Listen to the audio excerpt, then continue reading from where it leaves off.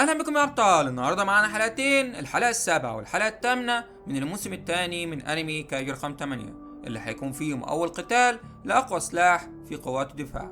المهم عشان ما اطولش عليكم يلا نبدا. والحلقه بتبدا بفراهاشي وهو صديق رينو، وهو رقم واحد في الكليه في كل المجالات، وكل متوقع يكون متفوق في قوات الدفاع زي ابطال قوات الدفاع.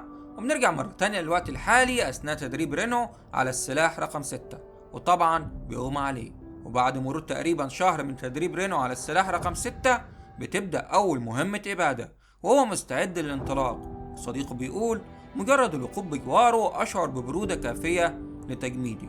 والنقيب بيقول متوقعتش رينو يتحسن للدرجة دي في وقت قليل. فنقيبته بترد هو بيتطور بسرعة كبيرة، ويمكن كوكرو أقوى منه ولكن رينو بيتطور أسرع منها.